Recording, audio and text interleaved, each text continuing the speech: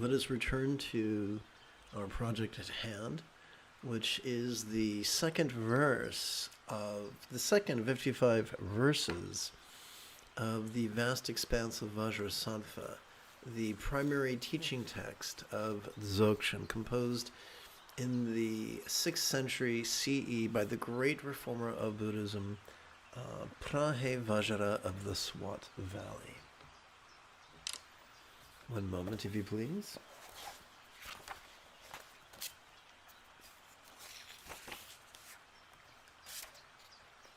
Being love, and that's thoroughly accomplished.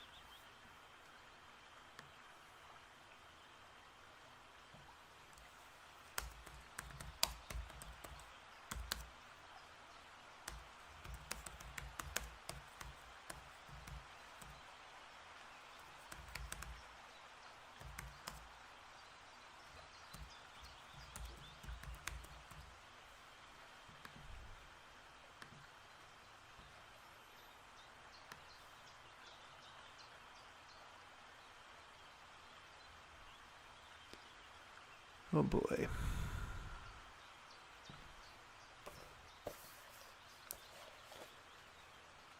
It does not practice great compassion.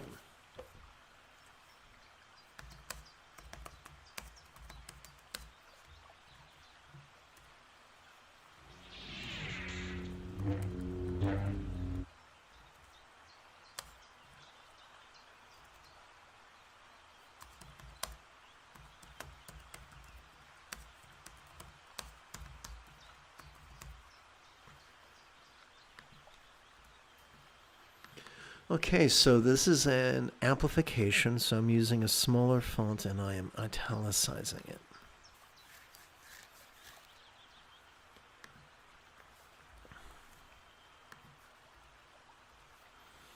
And I'm going to do my best to make sure it fits on the page.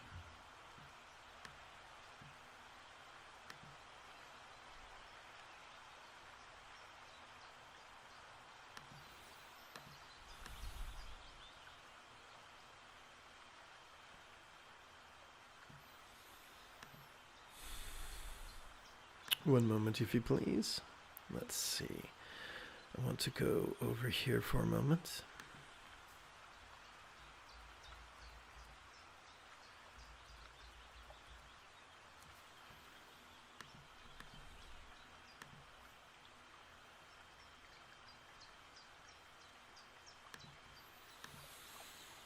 And I'm going to hit paste.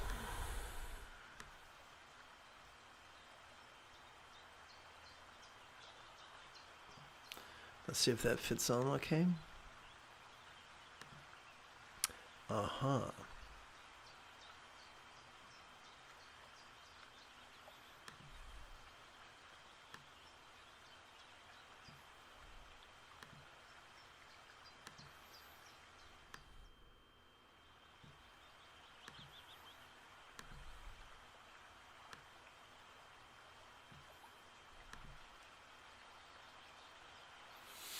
Okay, so being love and thus thoroughly accomplished does not strive to practice great compassion.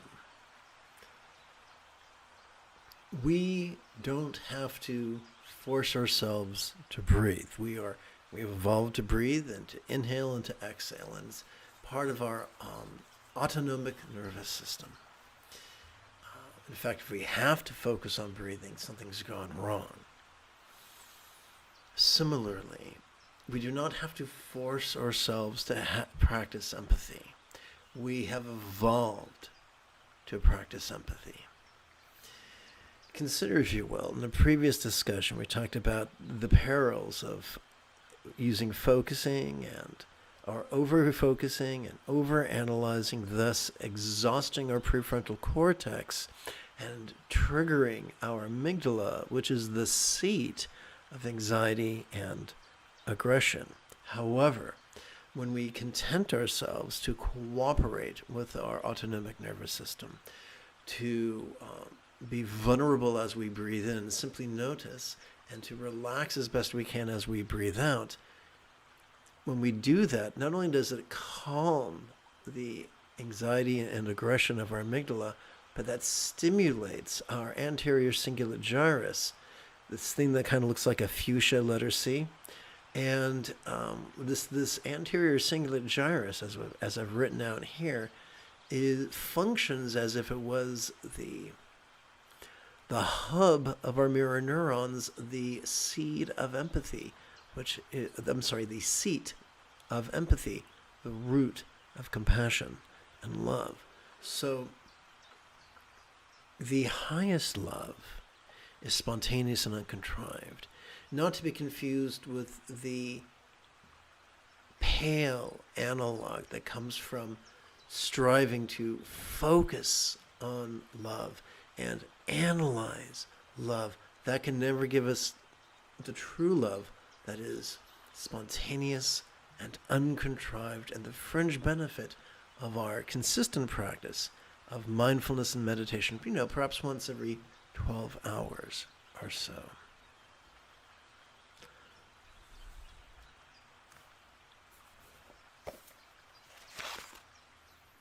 Being great, the profound qualities of greatness need not be praised.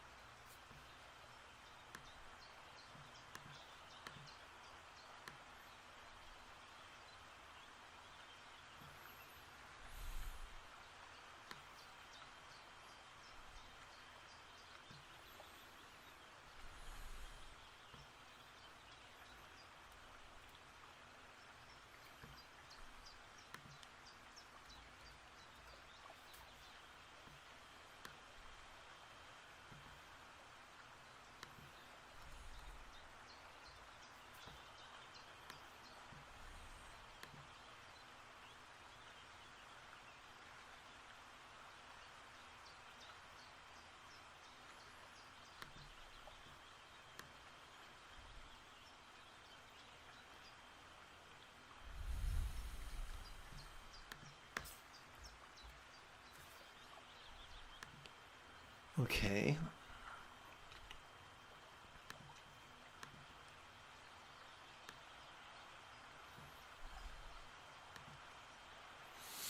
Okay, so the author of this text, Prahevajra, continues, being great, the profound qualities of greatness need not be praised. In the tradition, so there's the path of the Buddha, and the path of the Buddha's foolish cousin Devadatta. The path of the Buddha, we train to be flexible, loving, laid back, rational, egalitarian, lucid, cooperative, and kind. On the path of the Buddha's foolish cousin Devadatta, we neurotically impel ourselves to be rigid, fearful, superstitious, controlling, elitist, cryptic, competitive, and cruel. The people on Devadatta's path really believe that if they praise the qualities of compassion, they'll be compassionate. Whereas upon the Buddha's path, we simply relax into our Buddha nature. We relax into cooperating with the portions of our brain that have evolved to notice and release and empathize, and let spirituality take care of itself. So, having explored that, let us return to the task at hand and rest in the nature of mind. So what I'm going to do,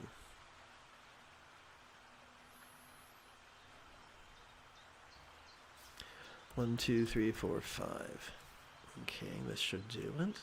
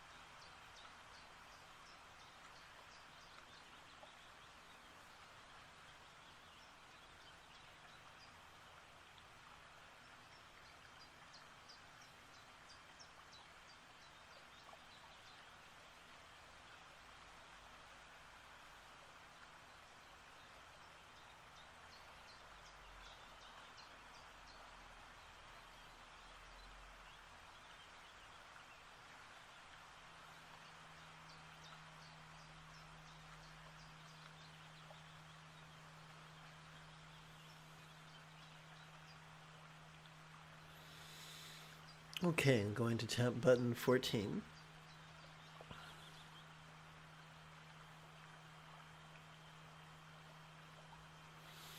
And we turn our attention now to the third of 55 verses. I'm going to have to do some typing. Please bear with me.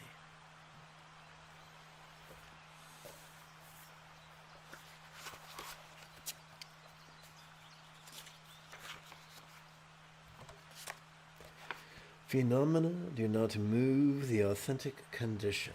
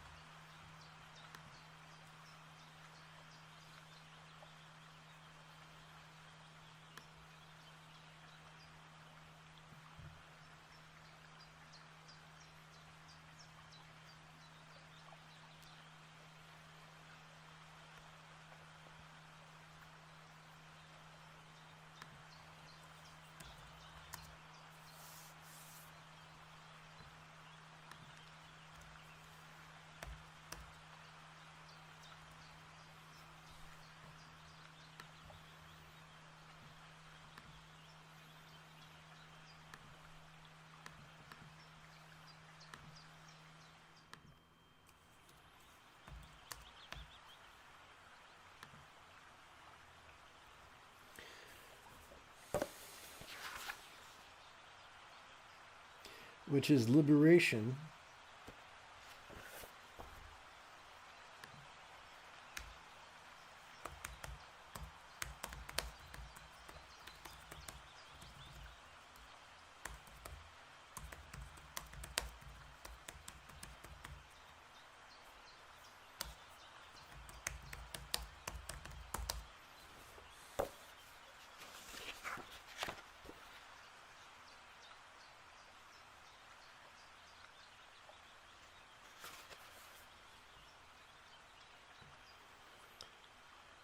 SELF hyphen. Okay, so let's go over here.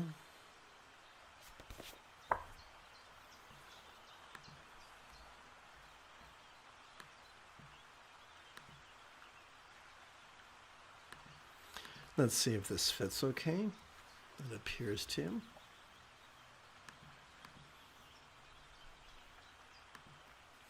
One, two, here we go. Copy. 1, 2, 3. Let's hit paste.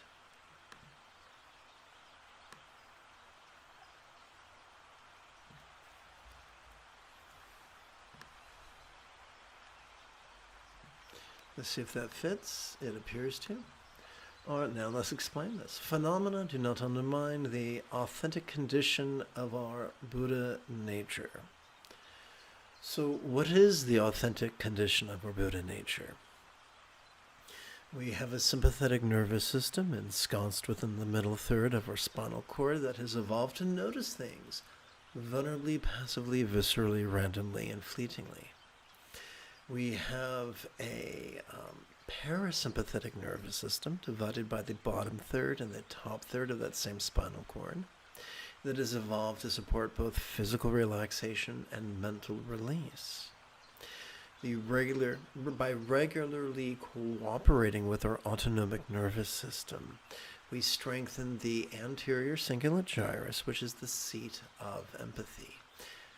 We know these words today because of the march of science and because of digital technologies. But way back during the Iron Age, they referred to that simply as our Buddha nature. Now here is something wild. Remember I told you that the path of the Buddha is to be flexible, loving, rational, laid back, egalitarian, lucid, cooperative, and kind. And the path of his foolish cousin Devadatta was to be rigid, fearful, superstitious, controlling, elitist, cryptic, competitive, and cruel. Quite a difference between these two. Well, upon the foolish path, we try to fix what we think we are, change what we think we are, But upon the Buddhist path, we recognize that who we are is not determined by what we notice. We're not beautiful when we see a piece of art. We're not ugly when we see a steaming pile of doggy-doo. We are the same entity. Same two eyes, same two ears, same nose, and the like. That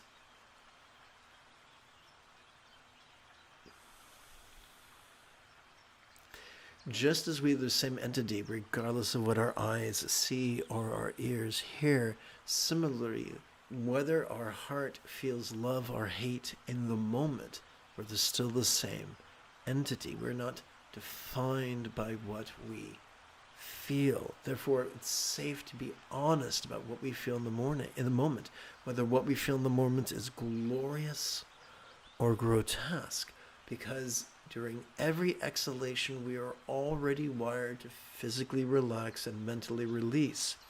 And as anybody who's ever practiced the sexual arts of Tantra, the bedroom arts of sexual Tantra, can tell you, that you cannot ejaculate while you are relaxing. The very act of ejaculation is created by the very violent constriction of certain vessels deep within our pelvis. And so relaxation undermines that. Every fellow who's ever struggled with premature ejaculation knows that relaxation makes involuntary action an impossibility. Consequently, we don't have to force when we're driving in traffic and we feel like, playing the fool.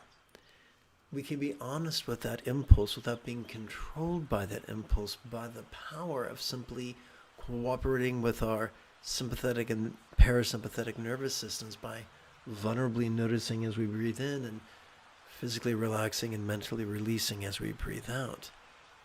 That's self-liberation. No need for ritual or prayer or supplication. Let's continue.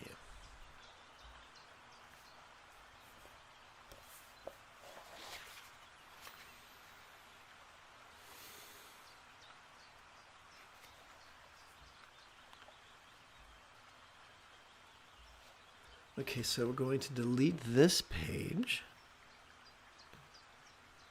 and go back over here. Excuse me.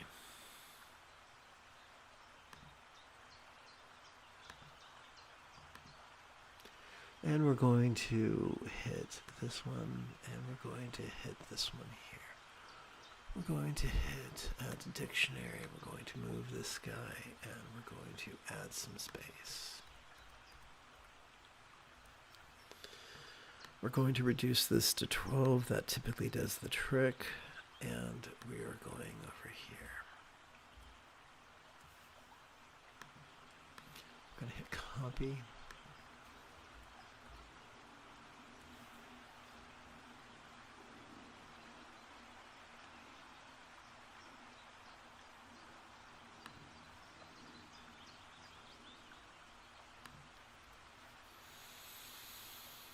And we're going to hit paste.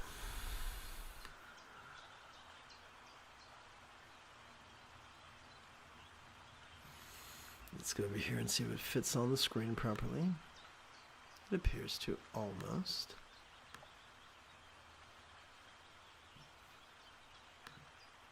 Okay.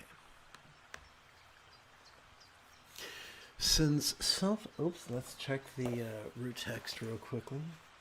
Since self-originated wisdom is beyond searching and liberating itself, it shows the path of liberation. Fabulous. Hot diggity dog.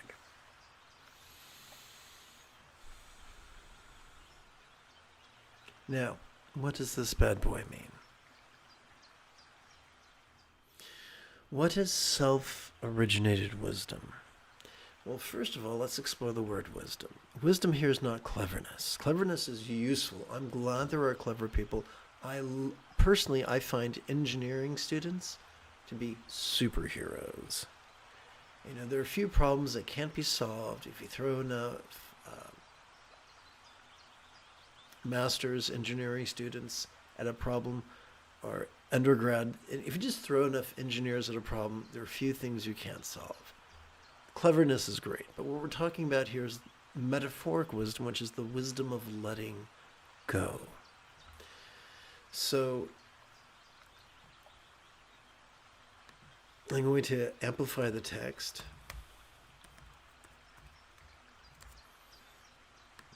And I'm going to make the font a little smaller and italicize it.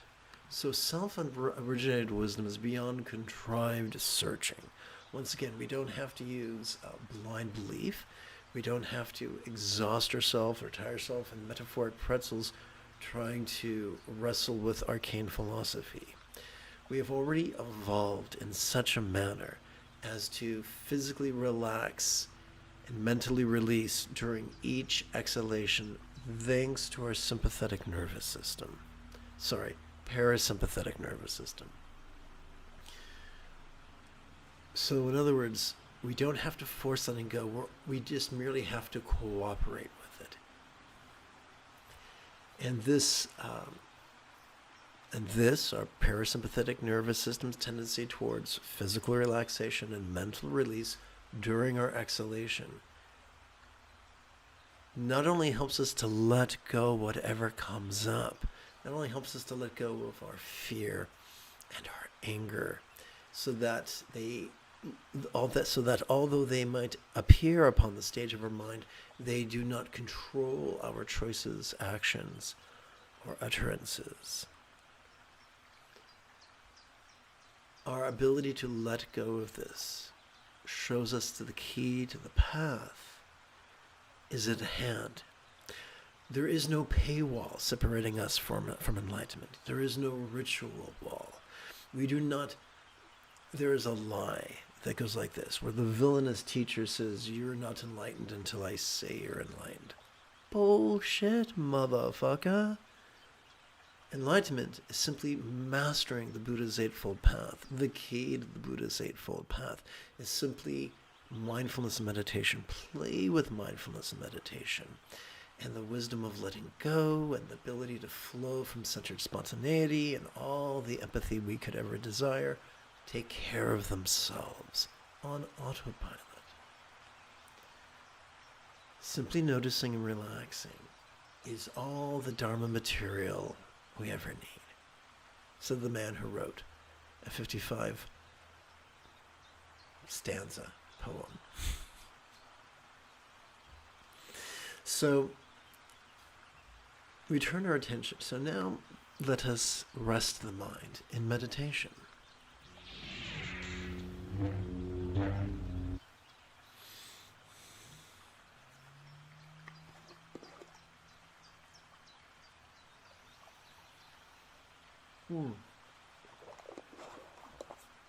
I just had an unpleasant thought. Let me check something real quick. Centered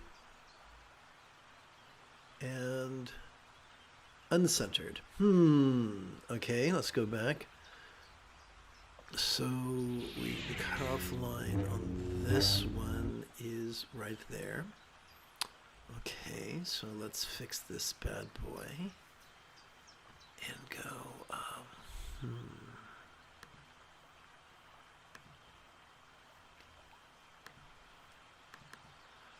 What's going on?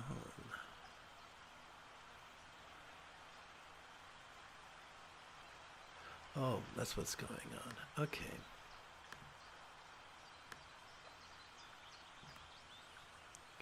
Is it control? Is that the one I push?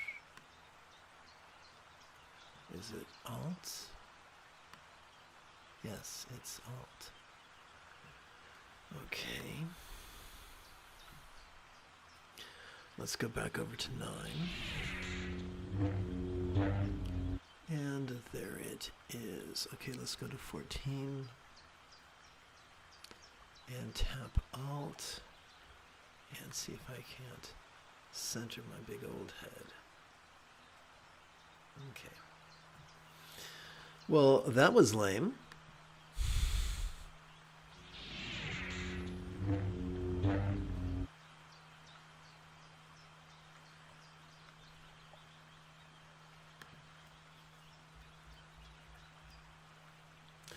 All right, so for the next few minutes, let us practice mindfulness. The easiest way to do that is to silently and mentally recite the demonstrative pronoun this during each inhalation. What then is the easiest way to practice meditation? To silently and mentally recite the one-syllable verb ease during each exhalation.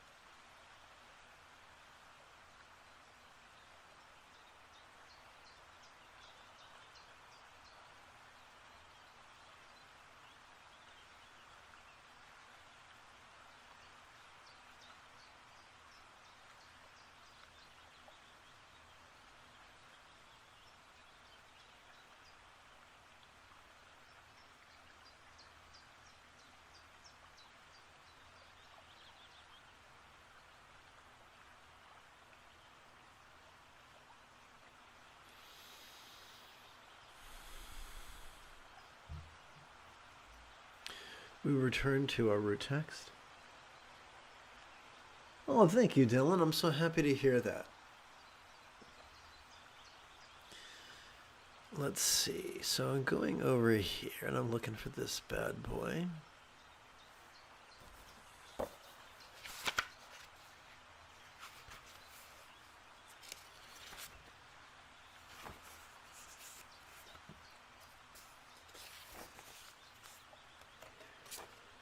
The great elements, or the Bhagavan, that exists by nature in all beings. Great. Let's play with this right now. The great elements, or the Bhagavan, that exists by nature in all beings.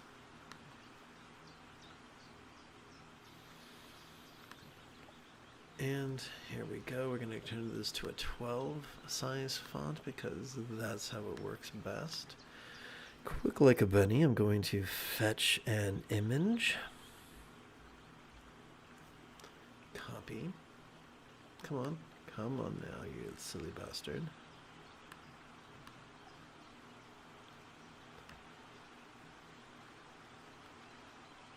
I'm going to hit copy. And I'm returning to the text. And here we go, paste.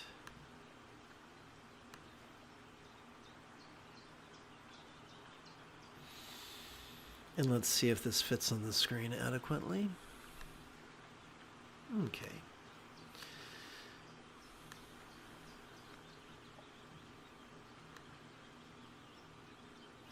All right.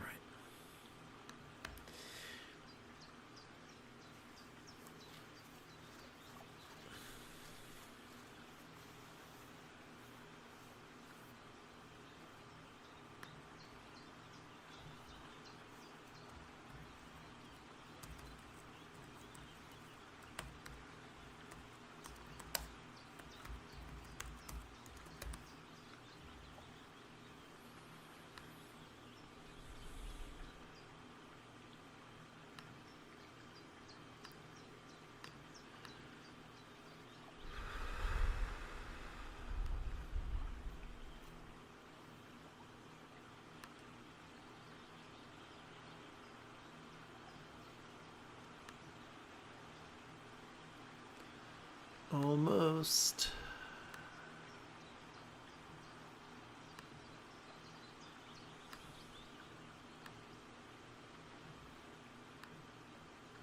Okay.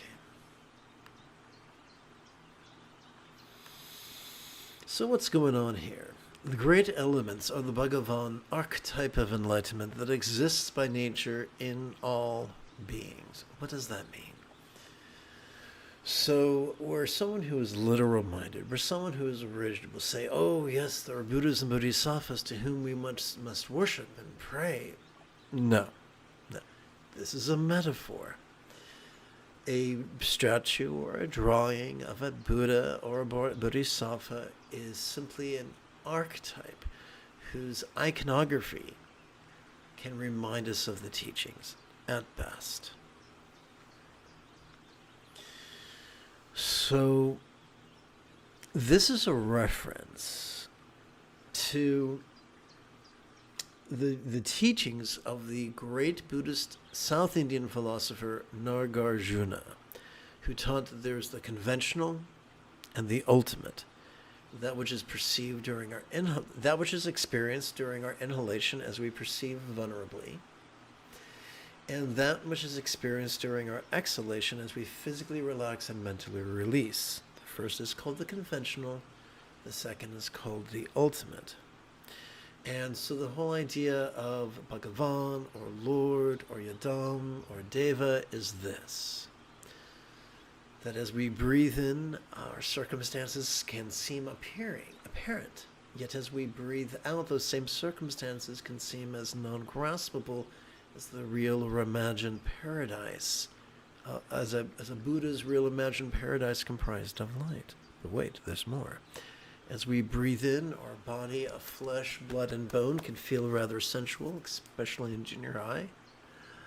But as we exhale, that exact same body could feel as if it was as non-graspable as a Buddha's real or imagined body comprised only of light. In our interactions with people, in our communications with people, both verbal and nonverbal, as we breathe in, that could seem rather resounding, whether someone whispers, I love you, or screams, I hate you. Yet as we relax into our exhalation, that exact same communication, emblematic of our intimacy with others, could feel as if it was as non-graspable as a real or imagined mantra comprised only of light. Similarly, as we breathe in, we can notice our perceptions. We can notice our emotions. We can notice our intentions. We could notice our thoughts. We could notice our memories. We could notice our imaginings. And we can imagine them, or we could notice them rather clearly. And yet, as we relax into our exhalation, all those antics of mind could begin to feel as if they were as non-graspable as a one-syllable mantra comprised only of light. So that is what is meant by Bhagavan, archetype of enlightenment. So how does that work with the great elements? I'm glad you asked. As we breathe in, our wind element could seem rather dynamic. As we exhale, it can feel non-graspable as a vast empty void. As we breathe in, our earth element could feel rather solid. As we breathe out, that same earth element could feel non-graspable, like the reflection of the moon, like the moon reflected in a still body of water. As we breathe in, our water element could seem rather malleable. Yet as we relax into our exhalation, that exact same water element could feel non-graspable. As we breathe in, our fire element could feel rather warming. As we breathe out, that exact same fire element could feel as non-graspable as if it had never been born. As we breathe in, the space element could seem boundless and infinite, and yet as we relax, even the infinite fades.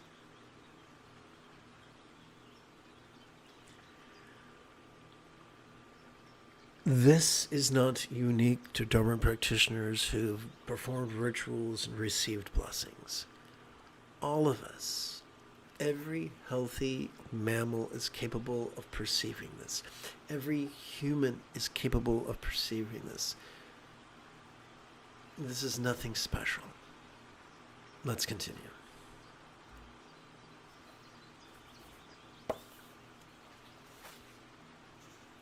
However wrongly it may be conceived, liberation originates from within and not elsewhere.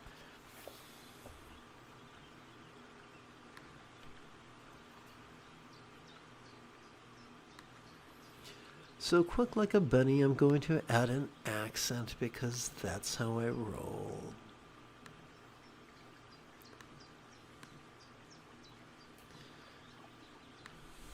And we're going to add to dictionary and add to dictionary and add to dictionary.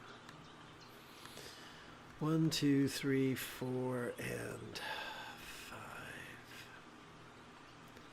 And we're going to get rid of this, and this, and add this here, and call it a 12, and see if that works. Aha. I'm going over to the left, and I'm grabbing an image depicting Prahe Vajra himself, known by the Tibetans as Garab Dorje.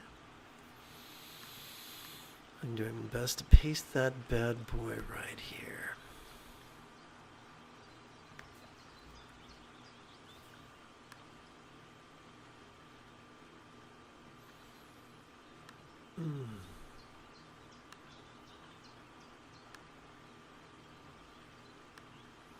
Okay.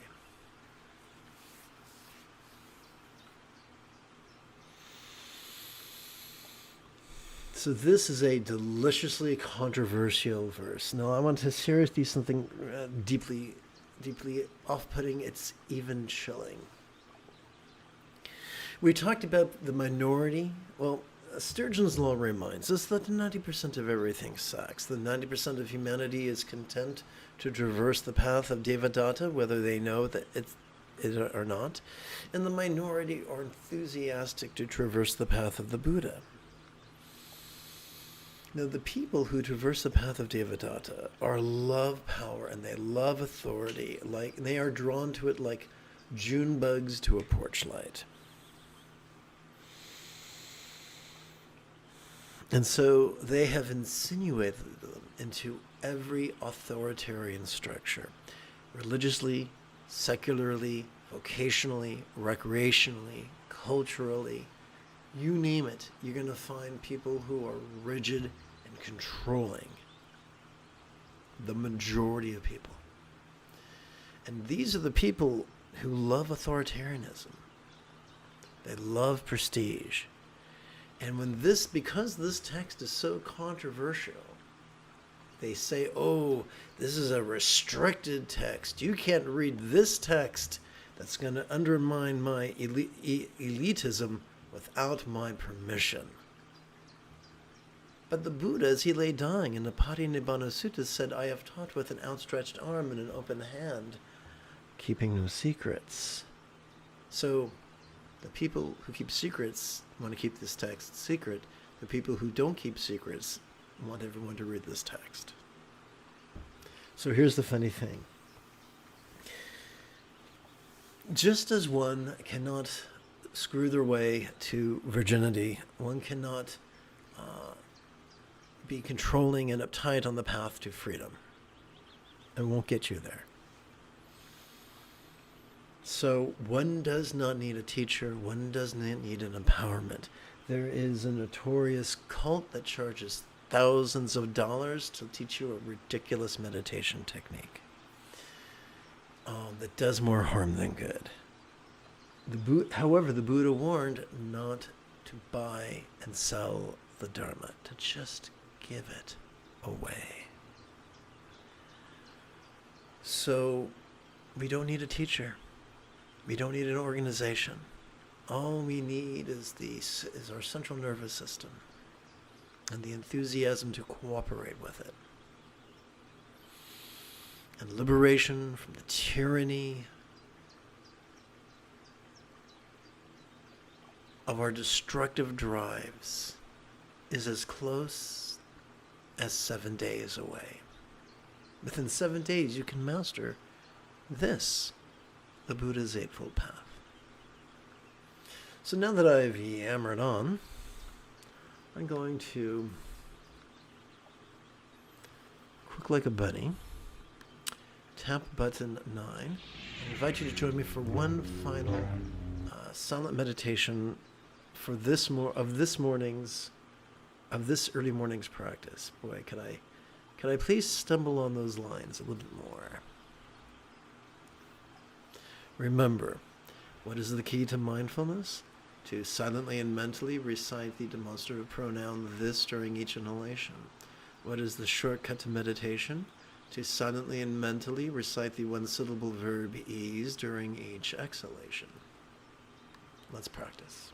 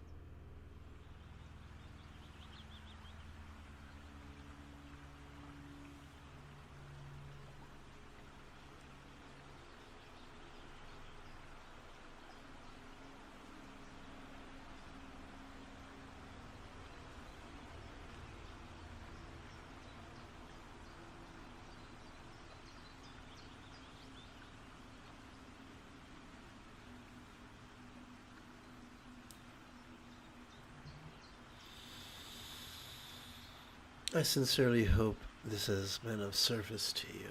If you feel that I have earned it, you could give this live stream a thumbs up. You could even help support this channel. In approximately 2 3/4 hours, I would very much like to return to lead today's mid-morning meditation class and group practice.